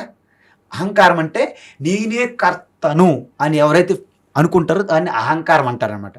అందుకే అహంకారము నుండి కారం అనే కూరలు పీకిస్తే ఏమవుతుంది? ఏం మిగులుతుంది? అహం మిగులుతుంది. అప్పుడు అహం మీకు భూషణం అయిపోతుంది. దూషణం కాదు, భూషణం. నాగభూషణుడు అంటే ఏంటి అంటే అహంకారం అనే పాము నుండి కోరలు తీసిన తర్వాత అది భూషణంగా మారిపోయింది పరమాత్మ. ఆభరణం అంతే కదా. ఇప్పుడు శివుని మెడలో ఏముంటుంది? పాము ఉంటుంది. దానికి కోరలు విషం ఉండదు తెలుసా? అంటే అహంకారం. ఇప్పుడు మనలో అహంకారం ఉందనుకోండి, అదే పాము. దాని నుండి కారం అనే ఈ కర్తృత్వ భావము, నేను వ్యక్తి అని, నేను పుట్టాను, నేను సాధించేస్తాను, నేను గొప్పదాన్ని అని ఏదో ఫీలింగ్ ఉంటుంది కదా, దాన్ని అహంకారం అంటారు కదా. నేనెవరిని? అంత ఈశ్వరి చేతిలో నేను ఒక ఇన్స్ట్రుమెంట్ని అని భావన ఉందనుకోండి, అహంకారం నుండి కారం పోయినట్లు, అంటే పాము నుండి కూరలు పీకినట్టు. అప్పుడు మీరు ఈశ్వరుడు మిమ్మల్ని ఆభరణంగా ధరిస్తాడు మిమ్మల్ని. అందుకే ఏం చెప్తారు తెలుసా? యావత్తు సృష్టి అంతా మీకు వెలేసేసిన ఈశ్వరుని కనుక పట్టుకుంటే మీకు పూజ చేయడానికి పుష్పం తెచ్చి వేస్తాడట ఈశ్వర. పుష్పాన్ని అందిస్తారు, మీకు పూజ చేస్తారు. ఈశ్వర పూలతో మీకు పూజ చేస్తాడు. ఎప్పుడు? యావత్తు సృష్టిని కూడా మీరు తృణప్రాయంగా విడిచిపెడితే ఈశ్వర అని పట్టుకుంటే ఆ ఈశ్వరుడు మిమ్మల్ని పూజిస్తాడు. ఇప్పుడు అంటే పురాణాలన్నీ మనందరి కోసం క్రియేట్ చేసి చెప్పబడింది, కల్పితాలు అన్నారు. అట్లా అందరికీ అర్థం అవ్వడం కోసం మీరు ఇది క్రియేట్ చేసి చెప్తున్నారా? ఇది కూడా ఎక్కడైనా ఉందా? ఏది? ఈశ్వరుడే మనకు పూజ చేస్తాడు. మహాభారతంలో సాక్షాత్ చెప్పడం జరిగింది. వ్యాస మహర్షులు మహర్షులే. శ్లోకాలు కూడా ఉన్నాయి, శ్లోకాలు ఉన్నాయి. ఇప్పుడు నేను డైరెక్ట్గా శ్లోకం అయితే చెప్పలేను, కానీ దాని తాత్పర్యం మీకు చెప్తున్నాను. ఎప్పుడైతే ధర్మంకి కోసం మీరు పాటుపడేటప్పుడు మీకు అనేక క్లిష్టాలు, ఇబ్బందులు, బాధలు అన్నీ వస్తాయి మీకు. కానీ చెల్లించకుండా చివరి వరకు ఎవరైతే నిలబడతారో అప్పుడు మీ పక్కన ఈశ్వరుడు నిలబడతాడు. యావత్తు సృష్టి ఎగ్నిస్ట్ మీకున్నా మీకు ఎవరేం చేయ, ఎందుకు? ఈశ్వరుడు మీ పక్క ఉన్నారు. కానీ అంటే సన్యాసులు, యోగులు ఇలాంటి ఒక ఆధ్యాత్మిక సాధనలో ఎన్నెన్నో సంవత్సరాలు సాధన చేసిన వాళ్ళు తప్ప సామాన్య మానవులు ఎవ్వరు కూడా చలించకుండా ఉండటం అనేది అసలు చూసిన ప్రసక్తే లేదు. అది మీరు అనుకుంటారు మీ భ్రమ. ఎందుకంటే ఎన్నో సంవత్సరాల సన్యాసులు, యోగులు మాత్రమే ఈ దర్శిస్తారు, ఈ సత్యాన్ని దర్శిస్తారు అనుకోవడం భ్రమ. వాళ్ళు దర్శించవచ్చు, కాదని నేను అనట్లేదు. కానీ సామాన్యులు మన మధ్యలో ఉన్న వ్యక్తులు కూడా అద్భుతమైనటువంటి తత్వాన్ని దర్శించిన వాళ్ళు ఉన్నారు. చివటం అమ్మ అని ఒక ఆవిడ ఉంటారు, ఆవిడ అవధూత. ఇప్పుడు త్రైలింగ స్వామి ఇక్కడి నుంచి వెళ్ళారు కాశీ. అదేవిధంగా రమణ మహర్షి 11 సంవత్సరాల ప్రాయంలోనే ఏమీ చదువుకోలేదు, పెద్ద సాధన కూడా ఏం తెలియదు. అరుణాచలం అనగానే వెంటనే పూర్వజన సుకృతం అంతా ఒక్కసారి ఆయనకి జ్ఞప్తికి వచ్చి వెళ్ళిపోయారు. ఆయన అక్కడ 11 సంవత్సరాల పాటు ఆ గుహల్లో ఆయన తపస్సు చేసుకున్నాడు. ఒక్కసారి ఈ ఐడెంటిఫికేషను, ఈ జగత్తు, ఈ యొక్క నేము ఫేము, ఈ గొప్ప ఏవైతే అన్ని విడిచిపెట్టేశారో తన స్వరూపం ఒక్కసారి ఆయనకి జ్ఞప్తికి వచ్చింది. అప్పుడు అనుకున్నాడు ఆయన, 11 సంవత్సరాలు అనవసరం కింద మీద పడ్డానే. ఆయన చెప్పారు స్వయంగా, ఇది 11 సంవత్సరాలు చేసిన సాధన అంతా వ్యర్థం. ఇప్పుడు మీరన్న ఈ త్రైలింగ స్వామి కాశీ అయితే సాక్షాత్తు శివుడే కొన్ని వందల సంవత్సరాలు, దాదాపు ఒక 200-300 సంవత్సరాలు కాశీలో మానవ రూపంలో తిరిగాడు అని అంటుంటారు. ఆయన పుస్తకంలో కూడా త్రైలింగ స్వామి బుక్ లో 280 సంవత్సరాలు ఉన్నారు ఆయన. నిజమా? శివుడే? శివుడు అనేది నేను ఇప్పుడే ముందు చెప్పాను మీకు. శివ అంటే యావత్తు బ్రహ్మాండం అంతా శివ కంటే ఏమి లేదు. శివుని ఆజ్ఞ లేనిది మరి శివుని ఆజ్ఞ లేని చేయమైన కుట్టదు అంటే అర్థం ఏంటంటే బ్రహ్మాండం అంతా వ్యాపించి ఉండాలి కదా. బ్రహ్మాండం అంతా వ్యాపించి ఉన్న శివుడు ఒక్క మనిషిగా తిరిగాడంటే ఇదేమైనా మనకు మళ్ళీ విరుద్ధం అనిపించట్లేదా? మీలోన శివుడు కలుడు ఏదో పాటలు ఉంటాయి కదా. అంటే దాని అర్థం ఏంటంటే శివ వ్యక్తి కాదు, ఒక శక్తి. ఆ శక్తి ప్రకటన అవ్వాలంటే వ్యక్తి కావాలి. కరెంటు బల్బు కాదు, కరెంటు ఫ్యాన్ కాదు. మరి కరెంట్ ఏంటి? కరెంటు సమక్షంలో బల్బు వెలుగుతుంది, కరెంటు సమక్షంలోనే ఫ్యాను తిరుగుతుంది. కానీ కరెంటుకి సొంతగా ఎటువంటి రూపము లేదు. శివ సమక్షములోనే మీరు తల ఇలా ఊపుతున్నారు, శివ సమక్షములోనే చూస్తున్నారు, శివ సమక్షములోనే మీ శరీరం నిలబడి ఉన్నది. కాబట్టి శివకి రూపము మరి మీరే చెప్తున్నారు, మళ్ళీ ఏం తిరుగుతున్నాడు అంటారు. మళ్ళీ విరుద్ధం అనిపించట్లేదా మీ మాటలు మీకు? దాని అర్థం ఏంటంటే ఈ ప్రకృతిని సమష్టి ప్రకృతిగా మీరు ఎప్పుడైతే కలపగలుగుతారో, నేను ముందే చెప్పాను, ఈ బయట ఉన్న ప్రకృతి 3 గుణాలే, ఈ 5 పంచభూతాలు కూడా 3 గుణాల నుంచి వచ్చాయి. బయట 5 పంచభూతాలు ఉన్నాయి, ఇది కూడా పంచభూతాలే. ఆ పంచభూతాల వెనక 3 గుణాలు, ఈ పంచభూతాల వెనక 3 గుణాలు. ఈ 3 గుణాలను ఇవి కూడా నాతోనే, నా సమక్షంలోనే వెలుగుతున్నాయి అనే భావనతో, అది ఒక్కసారిగా రాదు. అభ్యాసం కూసు విద్య. మీకు విషయం చెప్పనా, ఈ సృష్టిలో ఇది చాలా కష్టం అండి అంటుంటారు కొంతమంది. నేను ఒక మాట అంట, కష్టం అంటూ సృష్టిలో లేదు. It is very difficult and Swamiji do you know, it is very difficult. There is no difficult. అసలు డిఫికల్ట్ అనేది సృష్టిలో లేదంట. మరి ఏమున్నది? Just learning to mastery is a process. మన స్కూల్లో ఫస్ట్ జాయిన్ అయినంటే పిల్లవాడు భయపడతాడు, స్కూల్కి వెళ్ళడం ముర్రో అంటాడు, అవునా? అది పాస్ అయిపోయి 10th క్లాస్ వెళ్ళిన తర్వాత మళ్ళీ 2వ తరగతికి వెళ్ళేది భయపడతాడా? ఎందుకు? మాస్టర్ అయిపోయాడు అనమాట. అంటే there is no difficulty, there is no easy. మరి ఏమున్నది? Just process of learning to master. మీరు లెర్నింగ్లో ఉండేటప్పుడు మీరు డిఫికల్ట్ అనుకుంటున్నారు, మీరు మాస్టర్ అయినప్పుడు మీకు ఈజీ అయిపోతుంది. ఇప్పుడు చెప్పండి, డ్రైవింగ్ నేర్చుకునేటప్పుడు మనకు డ్రైవింగ్ రాదు, కార్ డ్రైవింగ్ చేస్తే మనకు చేతులు వణుకుతుంటాయి. మీరు ఆల్రెడీ డ్రైవింగ్లో బాగా నేర్చుకొని అసలు సందుల్లో గొంతుల్లో తిప్పేస్తున్నారు అనుకోండి, ఓల్డ్ సిటీలో కూడా, మీరు డ్రైవింగ్కి భయపడతారా? కారు ఎప్పుడు టైం జరుగుతుందో లాగేస్తాను అనిపిస్తుందా లేదా? అంటే ఏమైంది మీ భయం? ఏమైంది మీ డిఫికల్టీ? అభ్యాసం, అవునా? అంటే మనకి మనస్సు దేనిపైన ఇది గొప్పది అనే ఒక ఇంట్రెస్ట్ ఎప్పుడైతే మీకు క్రియేట్ అవుతుందో, మనసు ఇలా అక్కడ కూర్చుంటుంది, దాన్ని లాగేస్తుంది, మనసు అదే అయిపోతుంది. అందువలన చిన్న పిల్లలకి చదువు మీద ఇంట్రెస్ట్ ఉండదు, ఆటల మీద ఇంట్రెస్ట్ ఉంటుంది. ఎందుకు? మనస్సు ఆటల మీద గొప్ప ప్రయోజనాన్ని గుర్తిస్తుంది అనమాట. అదే మనసుకి చదువు మీద మీరు ఇంట్రెస్ట్ చూపించినట్లయితే బాగా చదివేస్తారు అన్నమాట, పిల్లలు నంబర్ 1 అయిపోతారు అనమాట. అందువలన మనస్సుకి మనం నేర్పించాలి. అందుకే మానస బోధ కావాలి మనకి. కష్టం లేదు. మీరు అన్నారు అప్పుడు యోగులు, సన్యాసులు, సాధువులు వాళ్ళేవి చేయగలరు కానీ సమాజంలో ఉన్న వాళ్ళు ఎక్కడ చేయగలరు అంటే, భగవద్గీత సమాజంలో ఉన్న వాళ్ళకి చెప్పింది, సన్యాసులకు మహాత్ములకు కాదు. సమాజంలో ఉంటూ మీ కర్తవ్య కర్మలు చేసుకుంటూ ఆ ఆత్మజ్ఞానాన్ని తెలుసుకుంటూ ఆత్మానుభూతి చెందాలనే భగవద్గీత వచ్చింది. అదే నేను మీకు భగవద్గీత బుక్ నేను ఈవేళ తీసుకురావడానికి కారణం ఏంటంటే, నేను దీన్ని రాశాను. ఏంటి? భగవద్గీతను నేను రాయలేదు, ఆ శ్లోకాలకి తాత్పర్యం ఏదైతే ఉందో అత్యంత సులభంగా, స్పష్టంగా, శ్లోకం చదవడం కూడా చాలా తేలిగ్గా ఉండేటట్లు 4 పాదములుగా విడదీసి, వాటికి వేరు వేరు కలర్స్తో పెద్ద పెద్ద ఫాంట్ సైజు పెద్దగా చేసి, ఆ యొక్క తాత్పర్యం కూడా ఉపనిషత్తుల్లో చెప్పిన తాత్పర్యం డైరెక్ట్గా అర్థమయ్యే రీతిలో, అంటే మన న్యూస్ పేపర్ అలాంటి లాంగ్వేజ్లో రాసి, కొన్ని శ్లోకాలకి బొమ్మలు కూడా, ఫొటోస్ కూడా యాడ్ చేసి ఈ బుక్ రాయడం జరిగింది. అతి తొందరలోనే దీన్ని విడుదల చేయబోతున్నాం. అందువలన భగవద్గీత కేవలం సన్యాసులకి, యోగులకని కాదు, ప్రతి వ్యక్తికి, అంటే ఈ భూమండలం మీద ఉన్న ప్రతి మనిషికి భగవద్గీత ఒక మార్గదర్శి. ఎలాగైతే ఒక ఇన్స్ట్రుమెంట్ ఎలా పని చేయాలంటే ఒక మాన్యువల్ ఎలా ఉంటుందో, మనిషి తన జీవిస్తూనే మానవత్వం నుండి దైవత్వంలోకి ఎలా మార్చుకోవాలి అనే ఒక కంప్లీట్ మాన్యువలే భగవద్గీత.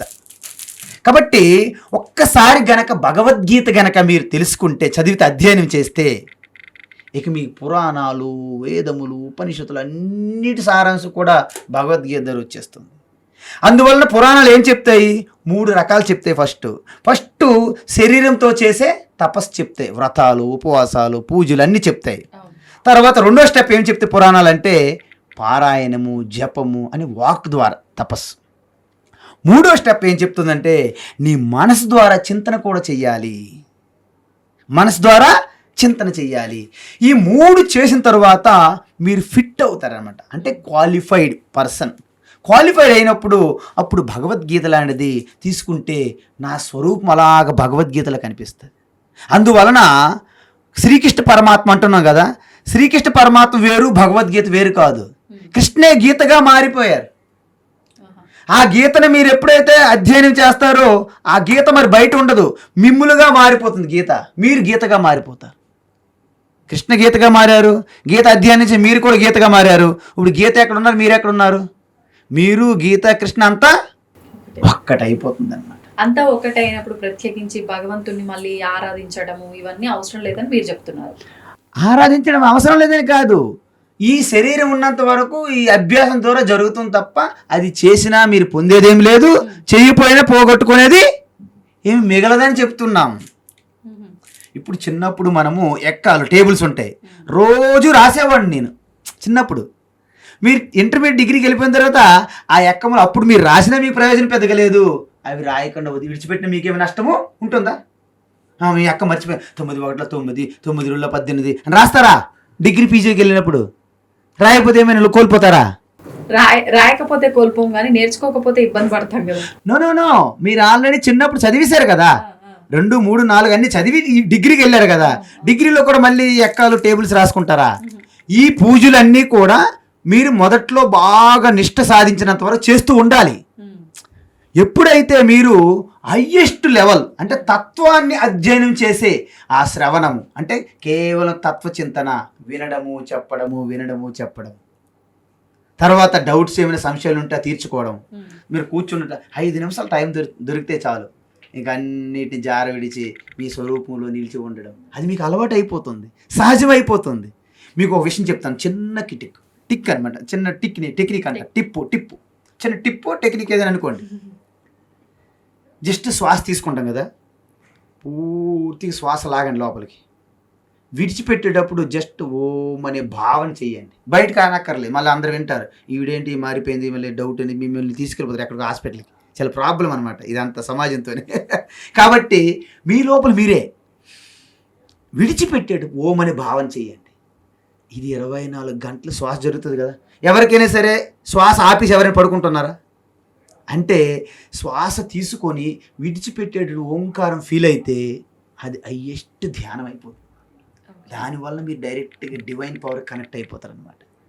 ఇక మీరు ఈ కార్తీక మాసాలు అనేవి నిరంతర కార్తీక మాసంలో ఉంటారు అన్నమాట మీరు. అందువలన మనం ఒక జ్యోతి వెలిగిస్తాం కదా, ఆ జ్యోతి ఏంటి? జ్యోతి ఏం చేస్తుంది? అజ్ఞానం అనే చీకటి పైన జ్ఞానం అనే జ్యోతి విజయం సాధించడమే దీపావళి. అందువలన ఆ యొక్క జ్ఞాన జ్యోతికి మనం స్వాగతం పలుకుతున్నాం. అదేవిధంగా కార్తీక మాసములో 1,000,000 దీపోత్సవాలు, 1,00,000 దీపోత్సవాలు ఎన్ని చేసినా, ఎన్ని జ్యోతులైనా కాంతి కాంతి ఒకట అనేకమా? ఒకటే. వెలుతురు ఒకటే కదా, జ్యోతులు అనేకం, కానీ కాంతి ఒక్కటే. అందువలన మనం బయట జ్యోతి వెలిగిస్తూ మనం ఏం ప్రార్థించాలి?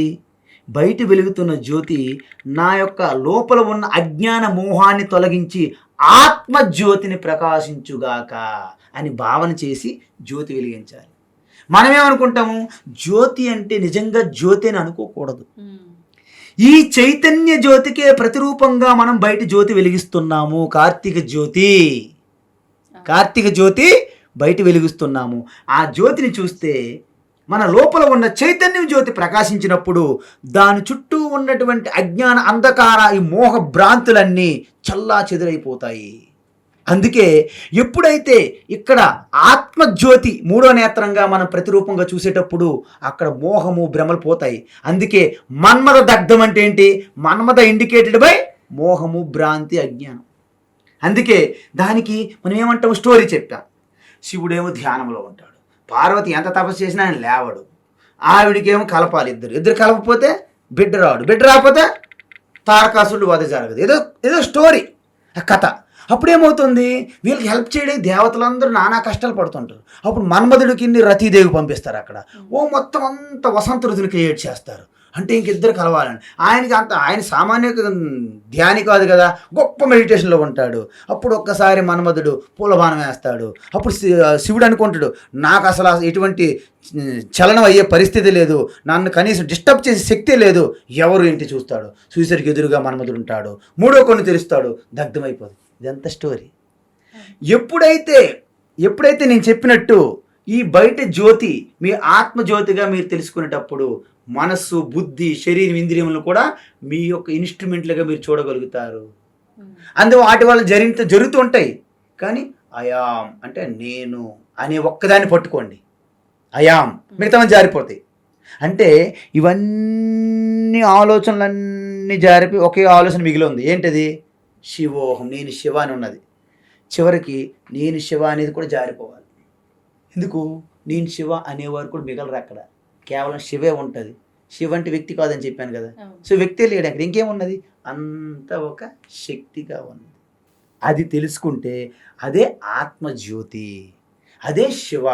అందుకే అంతర్జ్యోతి బహిర్జ్యోతి ప్రత్యగ్జ్యోతి పరాత్పర జ్యోతిర్జ్యోతి స్వయం జ్యోతి ఆత్మజ్యోతి శివోస్మ్యహం. బయట జ్యోతి, లోపల జ్యోతి, అన్నిటికంటే జ్యోతుల్లో కల్లా గొప్ప జ్యోతి అదే స్వయం జ్యోతి. మీరే ముట్టించడానికి ఎవరు ముట్టించిన జ్యోతి కాదు అది. అది స్వయం సెల్ఫ్ షైనింగ్, సెల్ఫ్ ల్యూమినస్. ఆ యొక్క స్వయం జ్యోతి ఏంటి? ఆత్మజ్యోతి. ఆత్మజ్యోతి ఏంటి? శివ. శివ ఎవరు? అహమస్మి, నేనే శివ అని చెప్తారనమాట. అందుకే దాన్ని ఎలా చెప్పారు ఉపనిషత్తుల్లో, వేద మంత్రాల్లో? న తత్ర సూర్యో భాతి న చంద్రతారకం నేమా విద్యతో భాంతి కుతో యమగ్ని తమేవ భాంతం అనుభాతి సర్వం తస్య భాస సర్వమిదం విభాతి. మనం ఆరతి ఇచ్చేటప్పుడు ఇది పాడాలి ఈ మంత్రం. హారతి ఇచ్చేటప్పుడు ఈ మంత్రం చెప్పాలి. చాలా మంది తెలీదు. కర్పూర గౌరం కరుణావతారం సంసార సారం భుజగేంద్రహారం సదా వసంతం హృదయారవిందే భవం భవానీ సహితం నమామి. ఇది పాడేస్తుంటారు. దీనికి ఆరతికి సంబంధం లేదు. మీకు 2 మంత్రాలు చెప్పాను ఇప్పుడు. ఒకటి శ్లోకం, ఒకటి మంత్రం. నతత్ర సూర్యోభాతి అంటే ఇప్పుడు నేను ఇలా కన్ను మూసుకున్నాను, ఇంద్రియములన్నీ బయట నుంచి విస్మరించేశాను. నేను బాడీ కాదు, బాడీ ఆల్రెడీ నా యొక్క ఎరుకలో తేలుతుంది. బాడీ ఇంద్రియములు కూడా నేను కాదు, మనసు నేను కాదు. ఇవన్నీ నేను కాదనేటప్పుడు వాటితో తాదాత్మ్యం, ఐడెంటిఫికేషన్ ఉండదన్నమాట. సో వాటి మీద ధ్యాస పోయిందనమాట. అప్పుడు కేవలంగా ఏకం ఎరుకగా మిగిలి ఉన్నాను కదా. మిరుకుగా ఉన్నాను అంటే మీకు తెలుస్తుంది నేనున్నాను, నాకు తెలుస్తుంది. ఆ తెలుసుకునే తత్వాన్ని జ్యోతి అంటారని చెప్పాను కదా. ఇప్పుడు బయట ఏదైనా వస్తువులు మనం చూడాలంటే మనం వెలుతురు ఉండాలా? బయట పట్టపగలు వెలుతురు ఎక్కడి నుంచి వస్తుంది? సూర్యుడి నుంచి వస్తుందమ్మా, మంచిది. రాత్రిపూట ఈ యొక్క లైట్లు కానీ చంద్రుడు కానీ వెలుతురు చూస్తాము. మరి ఇప్పుడు ఈ 2 లేవు. ఓకే, 2 లేవు. కళ్ళు మూసుకున్నారు, స్వప్నంలో అన్ని వస్తువులు చూస్తున్నారు. మరి స్వప్నంలో ఏ సూర్యుడు వెలుగుతున్నాడు? ఏ చంద్రుడు వెలుగుతున్నాడు? ఏ తెలంగాణ పవర్ హౌస్ నుంచి మీకు ఎలక్ట్రిసిటీ వస్తుంది? లేకపోతే ఆంధ్రప్రదేశ్ పవర్ హౌస్ నుంచి ఎలక్ట్రిసిటీ వస్తుందా? లేదు. ఏ వెలుగులో మనం చూడగలుగుతున్నా? అది ఆత్మజ్యోతి, స్వయం జ్యోతి. అక్కడ నతత్ర సూర్యోభాతి. చూసారా మంత్రం అర్థం? వేద మంత్రం చూడండి. నతత్ర సూర్యోభాతి, అక్కడ సూర్యుడు వెలగలేడు. నా చంద్రమా, చంద్రుడు వెలగలేడు. నా నక్షత్రాలు, నా విద్యుత్ మెరుపులు, ఎటువంటి జ్యోతులు వెలగలేవు. మరి సూర్యుడు చంద్రుడు వెలిగించలేని ప్లేస్లో నువ్వు ఒక చిన్న హారతి వెలిగించగలవా? కుతో అయం అగ్ని. ఏ విధంగా నేను అంటే నీకు సూర్య చంద్రుడు కూడా వెలిగించలేరు నిన్ను. ఎందుకు? వాళ్ళ వెలుగుకి నువ్వు కారణము. ఈ చిన్న కర్పూరం పెట్టి నేను వెలిగిస్తున్నా. చూసారా? అంటే సృష్టిలో ఫస్ట్ నీ తర్వాతనే నిన్ను అనుసరించే సర్వం సృష్టి అంతా వెలుగుతుంది. అందుకే సూర్యమండలంలో ఏదైతే ఆత్మశక్తిగా ఉనికిగా ఉందో అది మీ హృదయస్థంలో ఉంది. ఆదిత్య హృదయం. ఆదిత్య ఎక్కడ ఉంటాడు? సూర్య ఆదిత్య అంటే ఎక్కడ ఉంటారు? అంతరిక్షంలో అనుకోండి. హృదయం ఎక్కడ ఉంటుంది? బయట, లోపల? ఆదిత్య హృదయం. యచ్చాయం పురుషే యచ్చ అయం పురుషే యచ్చ అసౌ ఆదిత్యే సహ ఏకః. ఉపనిషత్ మంత్రం. నా హృదయస్థంలో గుండె చప్పుడు వెనక ఉన్నటువంటి ఆ స్ఫురణ ఎరుక ఏదైతే ఉందో ఇది సూర్యమండలం లోపల ఉన్నటువంటి ఒక ఉనికిగా ఉన్నది. అది ఇది ఒక్కటే. ఇది తత్వం అన్నమాట. అయితే మీరు అన్నట్టు అంత సులభం కాదు. నీ సులభం నేను అనలేదు. మనకి డ్రైవింగ్ రాకముందు కార్ డ్రైవింగ్ అంటే భయం, నేర్చుకున్న తర్వాత సులభం అయ్యింది. అవునా?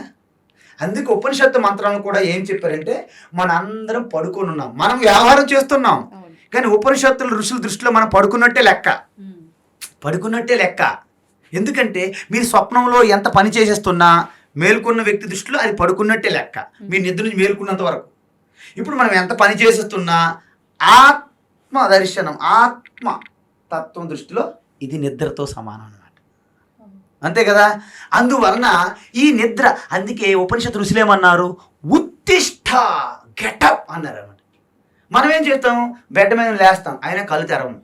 జాగ్రత్త, కళ్ళు తెరువు అన్నారు. మళ్ళీ 2 చెప్పారు అక్కడ, ఎరైజ్, ఎవేక్. వివేకానంద స్వామి విన్నారా? ఎక్కడైనా పాంప్లెట్స్ ఉంటాయి కదా, చిన్న చిన్న పాంప్లెట్లు, arise, awake, stop not till reach the goal. Arise, awake, stop not till reach the goal. అది ఎక్కడ చెప్పారు? ఉపనిషత్తు, కఠోపనిషత్తు మంత్రం అనమాట. అంటే ఉత్తిష్ట అంటే గెటప్. గెటప్ అయినా మన వాళ్ళు చాలా మంది కళ్ళు తెరవరు. కిచెన్ అనుకొని వాష్రూమ్లోకి వెళ్ళిపోతారు, వాష్రూమ్ అనుకుని కిచెన్లో దూరిపోతారు. ఎందుకు? కళ్ళు తెరవరు కదా, లేవడం అది లేచాం కానీ. అందుకే జాగ్రత్త, అవేక్. అయితే మనం ఏం చేస్తున్నాము, వాస్తవానికి చైతన్య స్వరూపం ఎప్పుడైనా పడుకుంటుందా? నిద్ర లేదు కదా. సూర్యునికి పగలు రాత్రులు ఉంటాయా? సూర్యునికి ఉండవమ్మా, మనకుంటాయి. ఇప్పుడు పరమాత్మ, శుద్ధ చైతన్య పరమాత్మ పడుకోవడం ఉంటుందా? మరి మనం ఉదయాన్నే సుప్రభాతాలు ఎవరో పాడుతున్నాము, లేపుతున్నాం. అంటే మనం ఆ భావనలో ఉన్నాం కాబట్టి. నేను అదే చెప్పాను, మన దృష్టిలోనే పగలు రాత్రులు ఉన్నాయి, సూర్యునిలో ఎలగలేవో, మన దృష్టిలోనే పరమాత్మ మనం మేల్కొలుపుతున్నాం, సుప్రభాతాలు పాడుతున్నాము. కానీ అదే పరమాత్మ ఉపనిషత్తులు ఏం చెప్పారు, నాకు మీరు సుప్రభాతాలు పాడకండి, మీకు మీరు సుప్రభాతాలు పాడుకోండి అని ఉపనిషత్తులు చెప్తుంటే మనం ఏం చేస్తున్నాము, రోజుకు ఒక సుప్రభాతం రాస్తున్నాం ఒక్కొక్క దేవత పేరు మీద. అర్థమవుతుంది కదా. కాబట్టి మన సుప్రభాతాలు మనం రాసుకోమని చెప్తుంది ఉపనిషత్తు. పురాణం ఏమంటుందంటే, ముందు నా సుప్రభాతాలు రాయండి, తర్వాత మీరు రాసుకుంటారు కానీ పురాణం చెప్తుంది అనమాట. అంటే పురాణంకి ఉపనిషత్తు తేడా ఏంటమ్మా, స్టెప్ బై స్టెప్ ప్రాసెస్ అనమాట.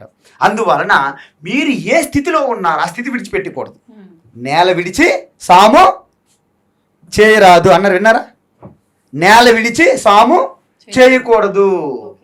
మీరు ఎక్కడున్నారో అక్కడే ప్రారంభించాలి. మిమ్మల్ని ఒక్కసారి అమ్మ మీరు పూజ చేస్తున్నారు, చాలా శ్రద్ధ భక్తి, పూజలు వేస్ట్ అని అనుకోండి, ఆ పూజలు చెయ్యరు. ఇటు మెడిటేషన్ తత్వం అర్థం కాదు, రెండింటికి చెడ్డ రేవడిగా మిగిలిపోతారు. అందువలన ఎదుటి ఉన్న వ్యక్తుల యొక్క స్థితిగతులను మనం అంచనా వేసి మనం చెప్పాల్సి ఉంటుంది అనమాట. కాబట్టి ఉపనిషత్తులు, ఋషులు, సన్యాసులు, మహాత్ములు చెప్పింది ప్రతి మనిషికి వర్తించదు. ఎందుకు? వాళ్ళ సంసిద్ధత బట్టి వర్తిస్తుంది అనమాట.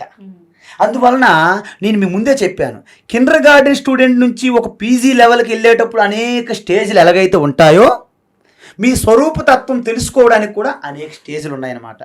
అందుకే ముందుగా మనకు సులభంగా ప్రతి ఒక్కరు చేయదగింది ఏంటంటే పూజ. బయట ఒక విగ్రహం పెడతాం, పూజా ద్రవ్యాలు తెచ్చుకొని అలంకరించి పూజ చేస్తాం, సులభం. మెల్లగా మంత్రం, చాలామంది నోరు తిరగదు. ఎందుకు? ఈ చుక్క ముక్క అంటారు కదా, ఇవన్నీ తిన్న తర్వాత నాలుగు తిరగక నాలుక మందం అయిపోయి మంత్రం నోరుకి ఉచ్చారణ రాదు. కాబట్టి అలా మెల్లగా మంత్రము, జపము, పారాయణ వెళ్ళిన తర్వాత ఈ రెండిటి దాటి మనస్సు చంచలమయ్యే మనసుని వెనక్కి లాక్కొని దాన్ని పెట్టాలి. ఎందుకు? మనస్సుకి మనము దాని యొక్క ప్రయోజనం చూపెట్టాలి. చూడు, నువ్వు కనుక అన్ని విడిచిపెట్టి ఆ యొక్క నీ యొక్క ఈశ్వరుడు, సపోజ్ కృష్ణ, రామ, శివ ఏదో దాన్ని పెడితే నువ్వు అద్భుతమైన శక్తులు పొందుతావు, అద్భుతమైన సిద్ధులు పొందుతావు, మహిమలు పొందుతావు అని ముందు మనము మనసుకి చెప్తాం. మెల్లగా మనస్సు అవి పొందుతుంది. అప్పుడు అంటే ఇవి కూడా తుచ్చమేని, ఇవన్నీ విడిచిపెట్టు. ఎందుకు? ఇవన్నీ సిద్ధులు, మహిమలు వెంట మనం పడితే మనలో అహంకారం పెరిగి మన చివరికి ఈశ్వరుని చేరుకునే మార్గాన్ని విడిచిపెట్టేస్తాం.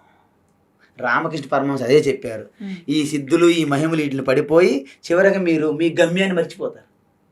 మీరు వెళ్ళవలసిన అమర్నాథ్, మీరు ఆగ్రాలో ఉండి తాజ్మహల్ చూసుకొని హైదరాబాద్ తిరిగి వచ్చేసారు. ఎక్కడికి వెళ్ళారు? అమర్నాథ్. ఎక్కడి నుండి వచ్చేసారు? ఆగ్రా నుండి. మర్చిపోయారు అమర్నాథ్ అనేది. ఎందుకు? తాజ్మహల్ బాగుంది, తాజ్మహల్ తెల్లనా అంత బాగుంది కదా, ఎవడు కట్టాడు, ఎప్పుడు కట్టాడు, ఇవన్నీ మీకు కావాలి. అమర్నాథ్. కాబట్టి మన టార్గెట్, మన లక్ష్యం, మన గమ్యం మనం పెట్టుకోవాలి. అందువలన ప్రతి ఒక్కరు కూడా ఆత్మస్వరూపులు అయినప్పటికీ మీరు ఉన్నటువంటి స్వభావం ఒకటి కాదు. మనం 4-5 ఉన్నాం ఇక్కడ. మన అందరిలో ఒకటే ఆత్మస్వరూపం, పరమాత్మ ఒక్కటే. కానీ మన అందరి నలుగురు యొక్క బుద్ధులు వేరు వేరు, నలుగురు మనసులు వేరు వేరు, నలుగురు ఇంద్రియాలు వేరు వేరు, నలుగురు శరీరాలు వేరు వేరు, నలుగురు ఇంట్రెస్ట్లు వేరు వేరు, అలవాట్లు వేరు వేరు, నలుగురు తినే ఫుడ్ వేరు వేరు. ఎవరు ఏం ఫుడ్ తింటున్నారో ఎవరో తెలుసు. కాబట్టి ఇన్ని భిన్నంగా ఉన్నాయి, కానీ మనందరం కూడా విభజించలేము. భిన్నంగా ఉన్నాం. We are different but not divided. You understand? Yeah, ఇది సత్యం అన్నమాట. దీన్నే సత్యం, జ్ఞానం, అనంతం బ్రహ్మ.